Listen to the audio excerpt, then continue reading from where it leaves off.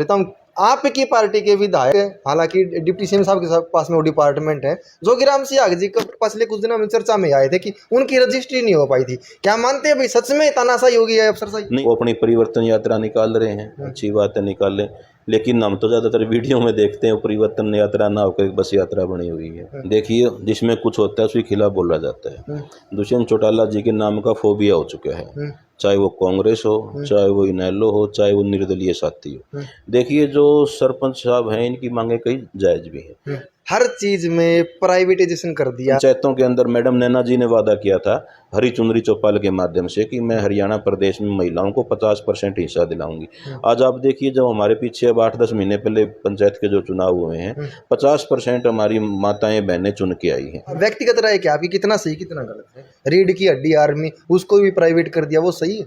वो केंद्र सरकार का मामला है, वो केंद्र सरकार जाने, उसमें तो हम क्या कर सकते हैं। हरियाणा प्रदेश के अंदर बीजेपी और जेजेपी का जो गठबंधन की जो सरकार है, इस सरकार ने खर्ची और पर्ची दोनों चीजें बंद की है। नमस्कार, मैं आपका साथी परशुराम, आप देख रहे हो टोटल खबर हरियाणा। इस समय हिसार में मौजूद हैं अलग अलग पार्टियां, अपने अंदर ही अंदर सर्वे करवा रही हैं।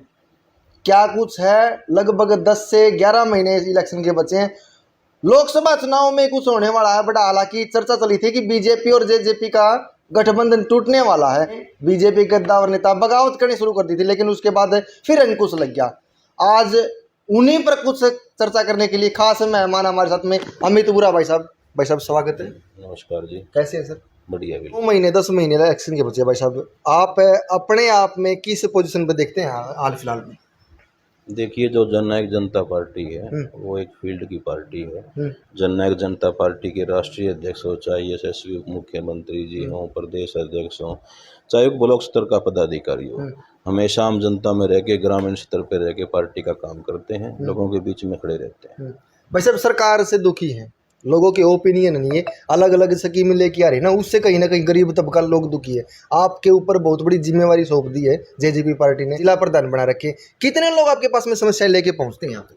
समस्याएं तो देखिए, जिंदगी का दूसरा नाम ही समस्या होती है, लेकिन हमारे से जितना प्रयास होता है हम सफल उसको करवाने का काम करते हैं।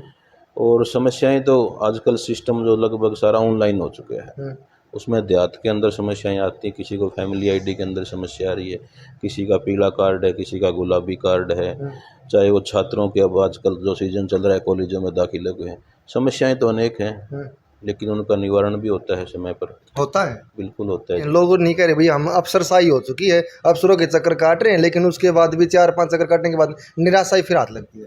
ये देखिए जी, अब जो सरकार हरियाणा प्रदेश के अंदर बीजेपी और जेजेपी का जो गठबंधन की जो सरकार है, इस सरकार ने खर्ची और पर्ची दोनों चीज़ें बंद की है। आप देखिए, अब आम घर के बच्चे को सरकारी रोजगार मिल रहा है।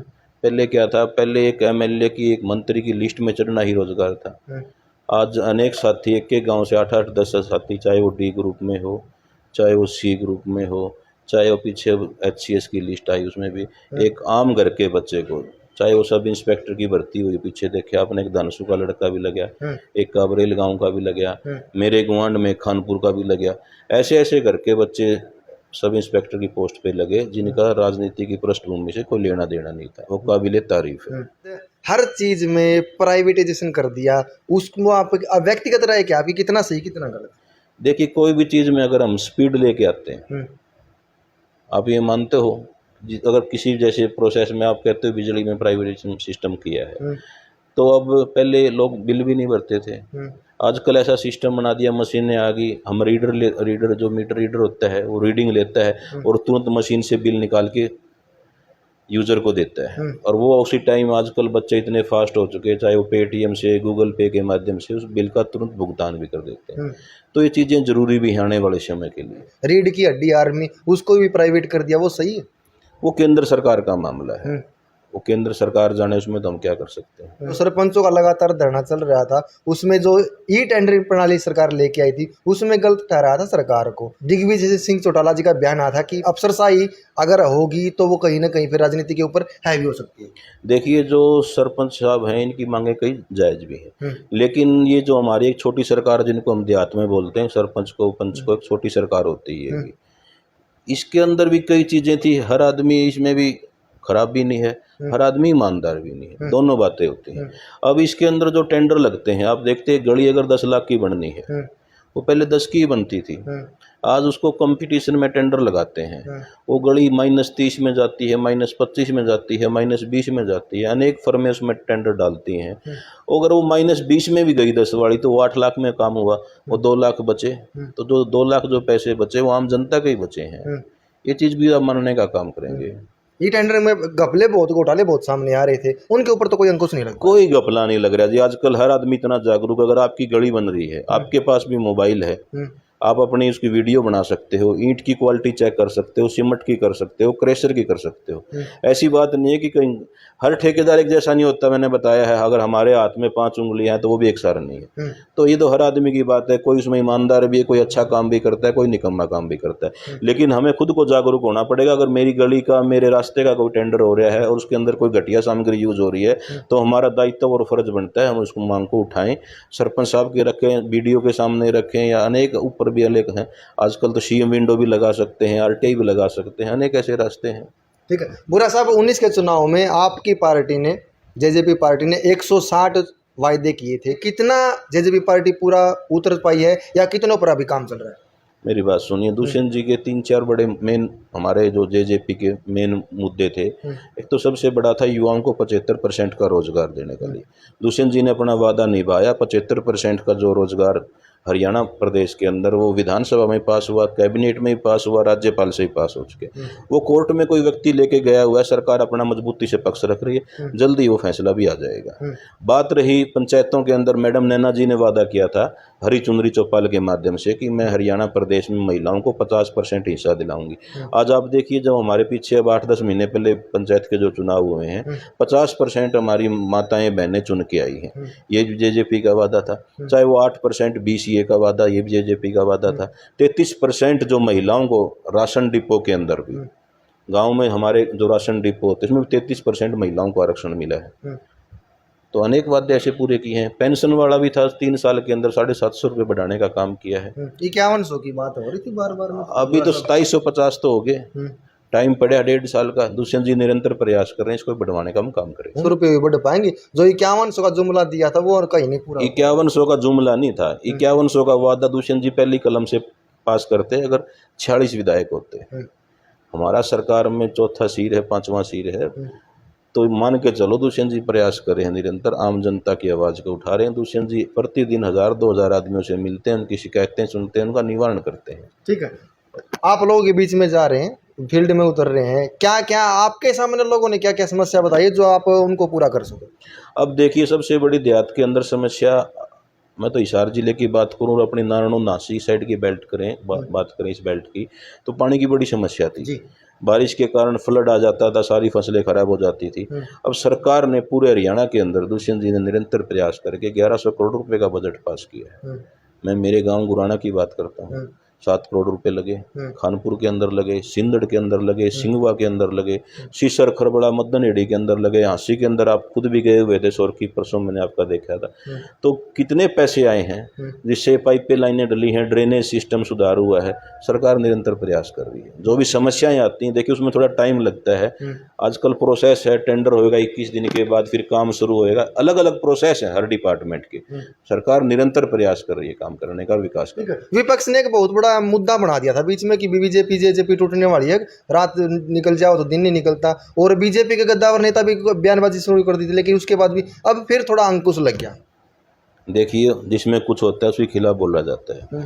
दुष्यंत चौटाला जी के नाम का फोबिया हो चुका है, चाहे वो कांग्रेस हो, चाहे वो इनेलो हो, चाहे वो निर्दलीय साथी हो। सुबह से शाम तक उनको दुष्यंत के अलावा कुछ दिखता ही नहीं है। हर एक आदमी का एक मुद्दा है कि दुष्यंत जी सरकार से हट जाए और हमारा किसी तरीके से सूत आ जाए। सबका मेन मोटिव यही है। अब बात आप करते हो कांग्रेस की, कांग्रेस का निरंतर आप देख रहे हो 8 या 9 साल से तो उनका प्रदेश के अंदर कोई संगठन ही नहीं है। आजकल तो एक नया ग्रुप भी बन गया है, SR के शैलजा मैडम जी हैं, रणदीप जी हैं, किरण जी हैं, वो एक अलग अपने गीत गा रहे हैं। हुड्डा साहब अलग गीत गा रहे हैं, उनके प्रभारी जी हैं वो अलग गीत गा रहे हैं। तो ये तो चलता रहेगा जी। ठीक है, आप पार्टी की बहुत बड़ी जिम्मेदारी दे दी है। INLD इसी का हिस्सा परिवार एक है, वो भी परिवर्तन यात्रा कर रहा है पिछले कुछ दिन से। उसके ऊपर आपकी व्यक्तिगत राय क्या है? क्या ये पब्लिक को रुझाने के लिए ये सब प्रोपेगेंडा रचा जा रहा है? देखिए, हर पार्टी का एक अपना अधिकार होता है, हर आदमी का एक अपने काम करने का तरीका होता है। वो अपनी परिवर्तन यात्रा निकाल रहे हैं, अच्छी बात है, निकालें। लेकिन हम तो ज़्यादातर वीडियो में देखते हैं वो परिवर्तन यात्रा ना होकर बस यात्रा बनी हुई है। उनको भी एक ही काम है, हर भाषण में बीजेपी को वो नहीं कोसते, कांग्रेस को वो नहीं कोसते, उनका भी एक ही काम है, सुबह से शाम तक दुष्यंत ही उनके लिए सब कुछ टारगेट बना के रखा टारगेट दुष्यंत बना रखा है। चाहे वो कांग्रेस हो, चाहे वो इनेलो हो, चाहे वो निर्दलीय साथी हो, चाहे कोई भी अन्य दल हो, है। सबका टारगेट दुष्यंत है। हमारे जेजेपी ने एक मिशन शुरू कर रखा है, मिशन दुष्यंत 2024। और जब संगठन अलग बना था उस टाइम भी एक सोच लेके पानू पिंडारा की धरती पर चले थे कि दुष्यंत जी को हरियाणा प्रदेश की कमान हम सौंपेंगे। सारे साथी मेहनत करके उसी के पूरा पार्टी और एक आम कार्यकर्ता काम कर रहे हैं। ठीक है। बुरा साहब, एक और बात पूछ लेता हूँ। आपकी पार्टी के विधायक, हालांकि डिप्टी सीएम साहब के पास में वो डिपार्टमेंट है, जोगीराम सियाग जी को पिछले कुछ दिनों में चर्चा में आए थे कि उनकी रजिस्ट्री नहीं हो पाई थी। क्या मानते हैं भाई सच में तानाशाही होगी है अफसरशाही? नहीं, ऐसा कोई इशू नहीं था। तहसीलदार मैडम हिसार के अंदर ट्रांसफर होकर नहीं आए थे और उसके अंदर कोई टेक्निकल इशू बुझा हुआ था। उन्हें खुद का ही मकान था, कोई वो हिस्सा मैडम से अलग अपने नाम करवा रहे थे, कोई टेक्निकल इशू था, ऐसा कोई इशू नहीं था। तो जो आरोप लगाए जा रहे थे तहसीलदार के ऊपर, वो निराधार थे? वो तो विधायक जी बता सकते हैं, बारीकी से तो मैंने भी आपके माध्यम से मीडिया में ही सुना था, पता किया था। तो ये कोई टेक्निकल इशू था उसके अंदर, जो बाद में दूर भी कर दिया गया। ठीक है सर, 24 का चुनाव में लोकसभा और विधानसभा, क्या बीजेपी जेजेपी फिर गठबंधन के साथ चुनाव मैदान में? गठबंधन निरंतर मजबूत है। जिस दिन से गठबंधन हुआ है, विपक्ष का और पार्टियों का तो काम कहने का ये है, 8 घंटे में टूट गया, 1 हफ्ते में टूट गया, 2 महीने में टूट गया, निरंतर 3.5 साल से मजबूती से चलता आ रहा है और आगे भी निरंतर मजबूती से। क्या अगला चुनाव भी साथ में लड़ने वाले? बिल्कुल। अब आपने देखा है एनडीए की बैठक में दुष्यंत जी को, डॉक्टर अजय सिंह चौटाला जी को निमंत्रण मिला था और वो गए थे। चुनाव आगे भी निरंतर मिलकर लड़ेंगे और मजबूती से हरियाणा प्रदेश को चलाने का काम करेंगे। धन्यवाद। हिसार जिले के प्रभारी भाई अमित बुरा जी हमारे साथ मौजूद थे और सरकार को लेकर जो लोगों की विपक्ष ने अलग अलग राय बना रखी थी उसके ऊपर अपना विवरण दिया है और बताया कि 2024 में हमने एक मिशन शुरू कर रखा है, जो हरियाणा में आने वाले 2024 का जो चीफ मिनिस्टर बन के आएगा दुष्यंत चौटाला। भाई आप लोग की कुछ राय है कमेंट सेक्शन के माध्यम से अपनी राय जरूर लिखिए। मिलेंगे तब तक वीडियो में, तब तक जय।